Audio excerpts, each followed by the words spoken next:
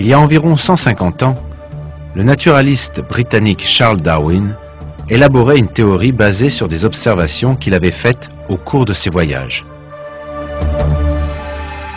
La théorie de l'évolution.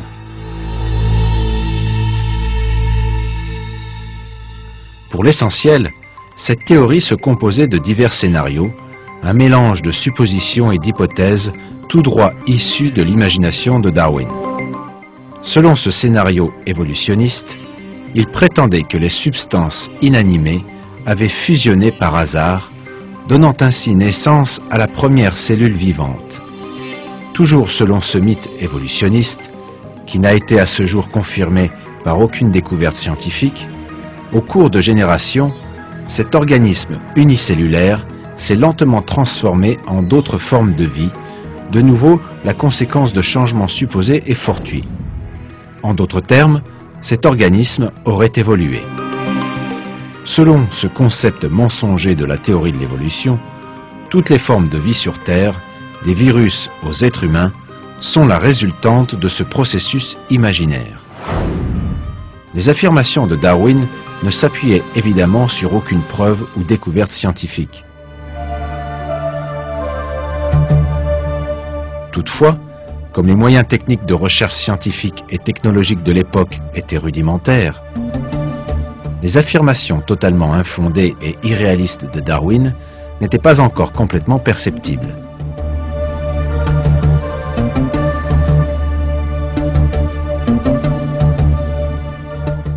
L'atmosphère de l'époque était telle que les scénarios imaginés par Darwin furent tout de suite adoptés à l'unanimité par certains milieux.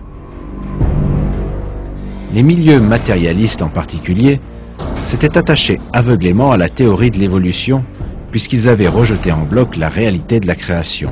Ils avaient même déclaré que cette théorie offrait une base scientifique à leur propre vision du monde athéiste et matérialiste. Depuis la naissance de la théorie de l'évolution jusqu'à aujourd'hui, ces milieux ont apporté toutes sortes de soutiens afin de maintenir cette théorie en vie.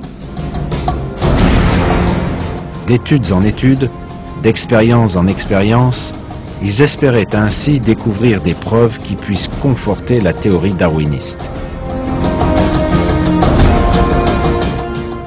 Mais chaque étude menée et chaque preuve obtenue jusqu'à aujourd'hui s'est avérée réfuter l'évolution plutôt que de la soutenir. La science et les technologies modernes, qui ont fait un bond dans leur développement depuis le début du XXe siècle, ont confirmé que la théorie de l'évolution ne reposait sur aucune base scientifique. Tous les secteurs scientifiques concernés, microbiologie, biomathématiques, biologie cellulaire, biochimie, génétique, anatomie, physiologie, anthropologie et paléontologie, ont apporté des preuves considérables réfutant la théorie de l'évolution.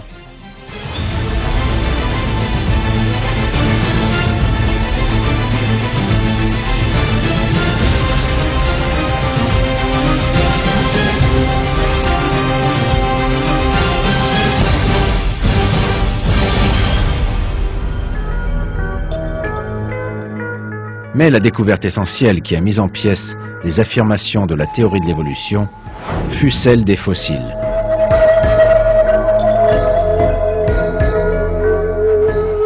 En effet, ces nombreux fossiles prouvent sans contestation possible que les espèces vivant sur Terre n'ont jamais subi le moindre changement et ne se sont pas développées les unes des autres.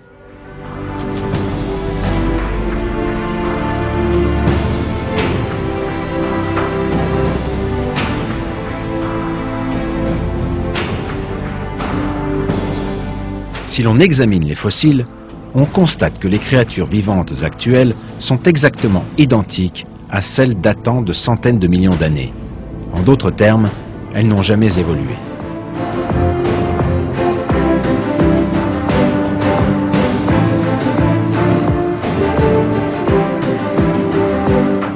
Les créatures vivantes, même dans les périodes les plus éloignées, possédaient rigoureusement les mêmes caractéristiques aussi complexes et identiques que celles d'aujourd'hui.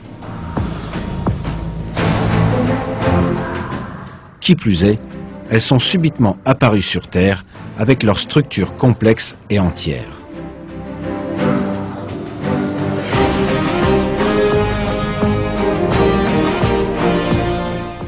Ceci démontre de manière irréfutable la vérité suivante. Les êtres vivants ne sont pas apparus à travers des processus imaginaires, comme le prétend la théorie de l'évolution, mais ont été créés à un moment précis.